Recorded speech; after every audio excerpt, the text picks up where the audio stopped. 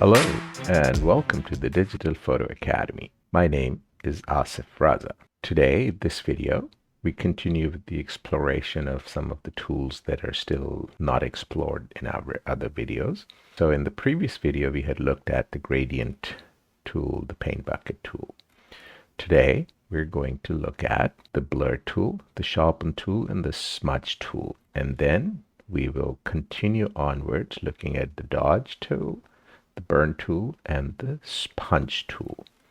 So starting off with the blur tool. Now, all these three tools that we have here, the blur tool, the sharpen tool, and the smudge tool, the problem that I find using these tools is that they are not the best choices because they have an impact on the actual image directly.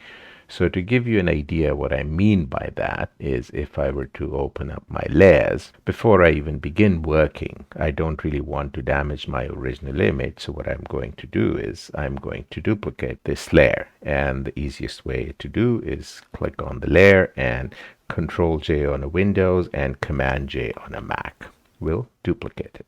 So I'm going to switch the bottom background layer off so that we just work on that. And to further explain exactly what the behavior is, I'm going to enlarge the image a little bit and starting off with the blur tool. Now, as soon as you choose the tool, remember, there are options that show up here. Okay, I am trying to demonstrate just the use of the tool and the way in which it functions, not necessarily how to use it effectively. Okay, that will happen when we start looking at actual image processing. You have again different modes: normal, darken, lighten, hue, saturation, color, and luminosity. Okay, so let's begin with the normal and leave the strength at 100% so that you can actually see the behavior. So in this particular image, for example, what I would like to do is, let's say I look at the eyelashes here and I've got a fairly large size brush. If I were to now click and drag along here, you will notice that there's a subtle softness that's kicking in, actually more than just a subtle.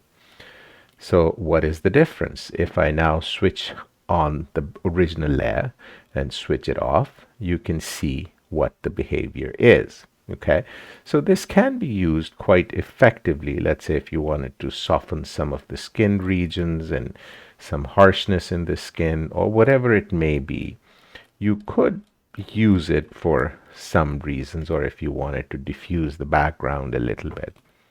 So you notice that's the difference. So depending on the strength that you associate with the brush, thus it will change the behavior.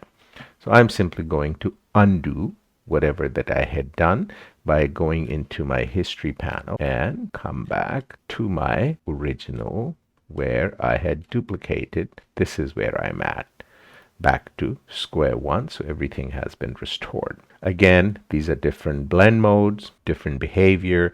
So if I said, okay, let's work towards saturation, so what will it do? So it will basically look at the pixels in there and look at the tonal value. And you notice that the influence is not as strong, but it's influencing other regions in terms of the color saturation. But then why would I use that over here? Wouldn't make sense to me. I'll just leave it to my normal and then vary my strength accordingly.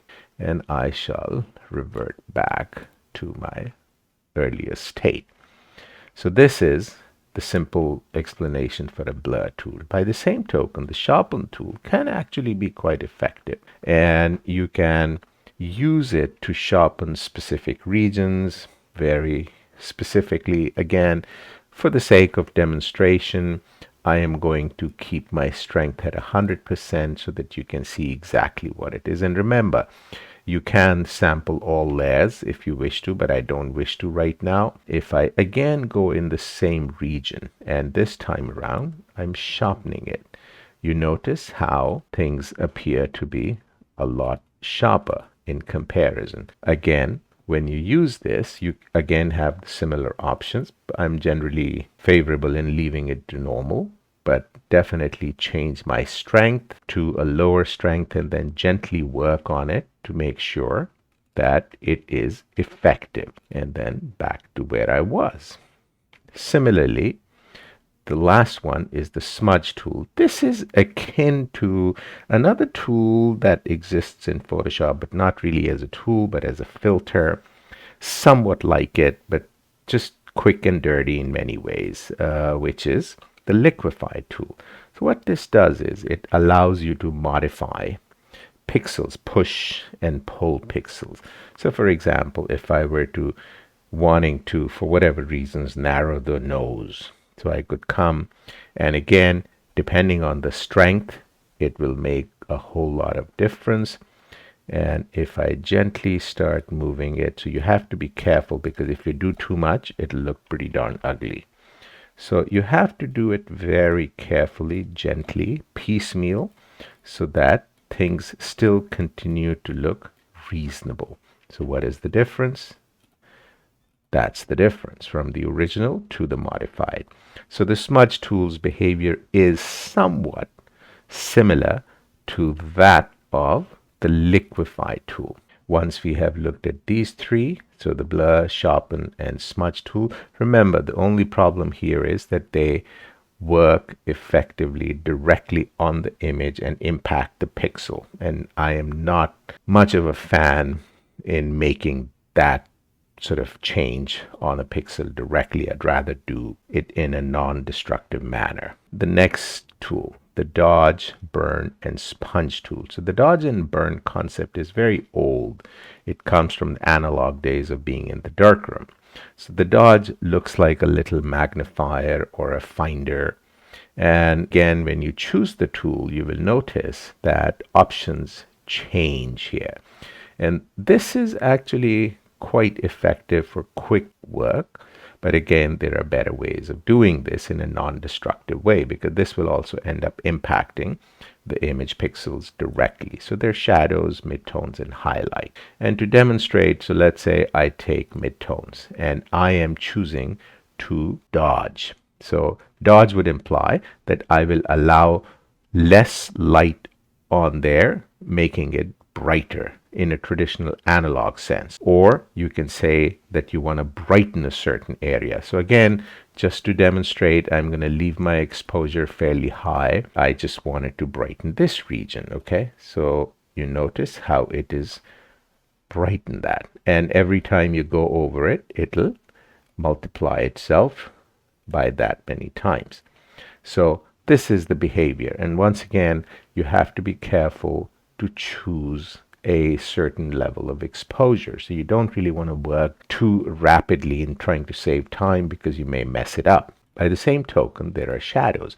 So if there are shadows, let's say I want to brighten some of the shadows here. So you will notice that it doesn't really have much of an impact on the other areas other than what it perceives to be shadows or in dark areas. So I'm painting on the white eye and the black region. So the white is not really being influenced as much as just the retina region, which has become a lot brighter. So that's the change that I have made. So once again, understand how the tool behaves. And again, you have different shadows, midtones, and highlights, as I pointed it out earlier. And exposure, you will work very, very gently. So to give you a realistic idea, I go into midtones and I wish to work, a little bit. So I'm going to come to about 20%. I just wanted to extend this brightness along the ridge of the nose. So I'll gently paint away and spreading it out. I have again overdone it a little bit, so I could undo or be a little more careful in doing it. But irrespective of that, this is how the tool functions. Okay, this is the dodge tool. The burn tool is literally the opposite of this behavior. As opposed to brighten, it will darken. So if you notice, the icon for the tool is a little hand creating a hole. Basically, it implies that you're letting in additional light through it from the analog days in a darkroom environment. So again, if I leave it to midtones and I have left, let's say, my exposure to about 44%, and I come and I click, you will notice that I'm darkening the whole thing.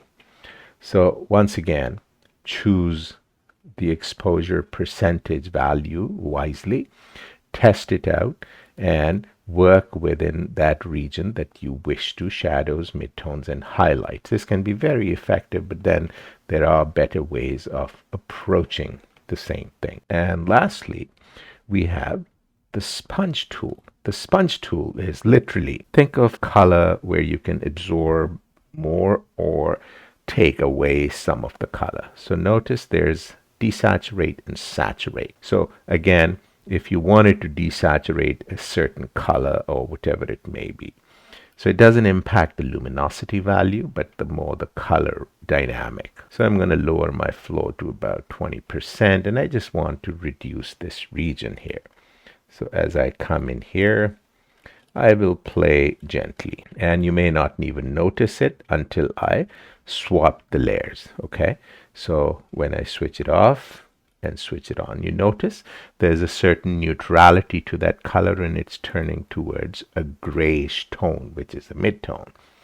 And again, I will come to my history and undo it, and this time, as opposed to using the sponge tool with desaturate, this time I will use the saturate, and I'll leave the flow again. And if I wanted to darken a particular skin tone or any other region, I will place my brush, again depending on the softness, the hardness, and all those lovely things that make it. This is what the behavior is, and you can see how it is behaving differently. So it's oversaturating that space. And once again, I undo it. So this is the behavior for these two sets of tools: the blur tool, the sharpen tool, the smudge tool, and then you have the dodge tool, the burn tool, and the sponge tool.